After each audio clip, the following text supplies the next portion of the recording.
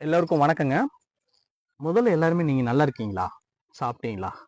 சரி, பதிவுக்குள்ள போயிடலாம். பதிவ பார்த்த உடனே உங்களுக்கு தெரிஞ்சிருக்கும்.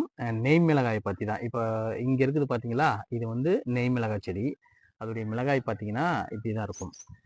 இந்த பதிவுல யாருமே சொல்லாத நெய் மிளகாய் வளர்ப்ப பத்தி நம்ம புதிய புதிய தகவல்கள் எல்லாமே வந்து பார்க்கலாம். இப்ப பொதுவா நெய் மிளகாய் அப்படின்னு சொல்லிட்டு எடுத்துக்கிட்டோம் அப்படின்னா, அதுல நெறைய வெரைட்டி இருக்கு. ஒரு சில நெய் மிளகாய்லாம் அந்த பிஞ்சா இருக்கு பார்த்தீங்களா? அப்பவே வந்துட்டு நெய் வாசனை வரும். ஒரு சில மிளகாயெல்லாம் அது நல்லா முத்தி பழுத்ததுக்கு அப்புறம் தான் நெய் வாசனை வரும். ஒரு சில மிளகாயில நெய் அதிகமா இருக்கும், காரமும் அதிகமா இருக்கும்.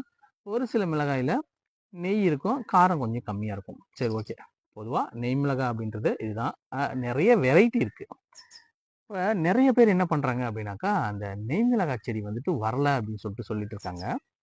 அ முக்கியமான ரீசன் என்ன அப்படின்னு சொல்லிட்டு பார்த்தீங்கன்னா, பொதுவா மிளகாய் அப்படின்னு சொல்லிட்டு எடுத்துக்கிட்டாலே காரத்தன்மை இருந்தா தான் அதோடைய முளைப்பு திறன் வந்து இருக்கும். அதுவும் நெய் மிளகாய்லாம் பார்த்தீங்கன்னாக்கா, காரத்தன்மை சுத்தமா இல்லன்னா முளைக்கவே முளைக்காது. இப்ப நெய் மிளகாய் எப்படின்னா, நம்ம அத பழத்திலேருந்து எடுக்கிறோம் பார்த்தீங்களா? அத அப்படியே எடுத்து போட்டா தான் வரும். நெறைய பேர் வாங்கி போடும்போது, அது ரொம்ப நாளா முன்னாடியே எடுத்திருப்பாங்க. அத போடும்போது, அது வந்து முளைக்காது. இதுதான் ரீசன். ஏன் நெய் மிளகாய் செடி அதாவது விதைகள் போட்டா முளைக்கல அப்படின்றதுக்கு இதுதான் ரீசன். இன்னொன்னு, மழை தண்ணீல ஊற வச்சு போட்டா, அல்லது மழை பெய்யும்போது போட்டாக்கா, நல்ல முளைப்பு திறனோட நமக்கு வந்துட்டு முளைச்சிடும். மத்தபடி சாதா டைம்ல, சாதா தண்ணீல போட்டோம் அப்படின்னா, முளைப்பு திறன் ரொம்ப ரொம்ப கம்மியா இருக்கும். இவ்வளோதான். ஏன் நெய் மிளகாய் விதைகள் வந்து முளைக்கலன்றதுக்கு ரீசன் இவ்வளோதான். அடுத்தது, இது வந்து பார்த்தீங்கன்னாக்கா, ஊட்டி, கொடைக்கானல், அப்புறம் வந்துட்டு கேரளா, இந்த மாதிரி சில்னஸ் ஏரியாலாம் இருக்கு பார்த்தீங்களா? அதில வந்துட்டு வளரக்கூடிய ஒரு ரகம். அத எடுத்துட்டு வந்து நம்ம தோட்டத்துல இங்க ரொம்ப ஹாட்டான இடத்துல போடும்போது வர்றது வந்து ரொம்ப ரொம்ப கஷ்டமா இருக்கும். அதனால தான் நம்ம ஏரியாவுல வர்றது கஷ்டமா இருக்கும்.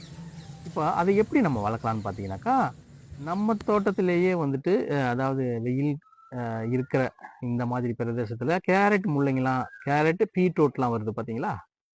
அதுபோல நம்ம சீசனுக்கு தகுந்த மாரி போட்டோம் அப்படின்னா நல்லா வரும். இது வந்து ஆடிப்பட்டத்துல போட்டா வரும்.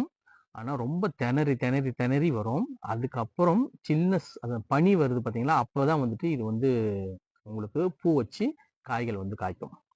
அதனால நீங்க என்ன பண்றீங்க அப்படின்னாக்கா, ஆடிப்பட்டத்துல போடுறவங்க போடுங்க. அதோட பெஸ்ட்டு வந்துட்டு ஆடிப்பட்டம்லாம் போயிட்டு, இந்த அக்டோபர் இருக்கு பார்த்தீங்களா?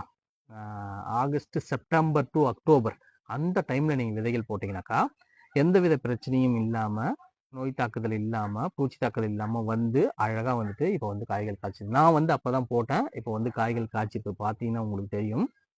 அதனால நீங்க செலக்ட் பண்றதே பார்த்தீங்கன்னாக்கா, செப்டம்பர் டூ அக்டோபர் இருக்கு பார்த்தீங்களா? அந்த டைம்ல வந்து போட்டீங்கன்னாக்கா சூப்பரா வரும். அடுத்தது, சில்னஸ் இருந்தா தான் இது வந்து பூ பூத்து காய் காய்க்கும்.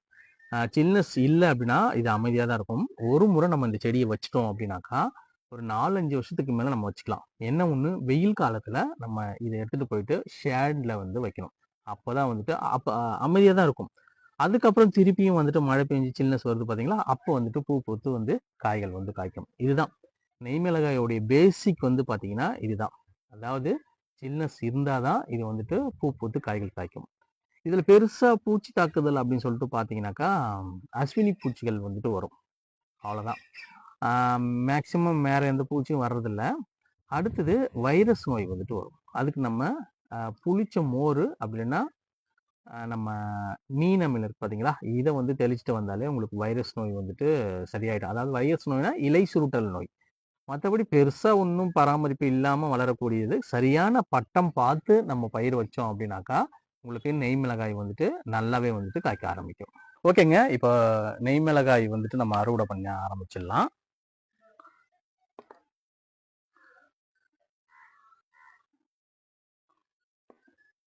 பொதுவா இது வந்துட்டு ஒரு வெரைட்டி. கொஞ்சம் குண்டா இருக்கு பாருங்க. ஒரு சில வெரைட்டி வேற மாதிரி இருக்கும். இந்த நெய் மிளகாய் பார்த்தீங்கன்னாக்கா, உங்களுக்கு நல்லா பழுத்ததுக்கு அப்புறம் தான் நெய் வாசனை வரும். ஒரு சில மிளகாய் வந்துட்டு பிஞ்சா இருக்கும்போதே நெய் வாசனை வரும். ஓகேங்க. இப்ப நெய் மிளகாய் எல்லாமே வந்து பறிச்சுட்டேன். இப்ப இது பார்த்தீங்கன்னாக்கா, இப்ப திருப்பியும் வந்துட்டு பூ வச்சு வந்து காய்கள் வந்து வைக்க ஆரம்பிச்சிடும்.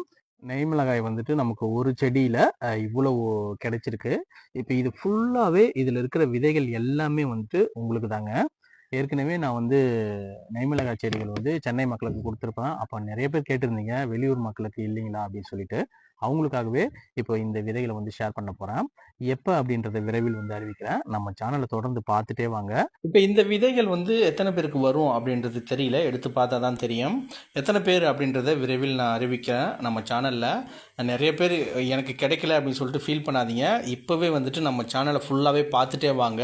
எப்போ வேண்டுமானாலும் நான் வந்து அறிவிப்பேன். அப்போ வந்துட்டு நீங்கள் தாராளமாக கூகுள் ஃபார்ம் ஃபில் பண்ணி வாங்கிக்கலாம்.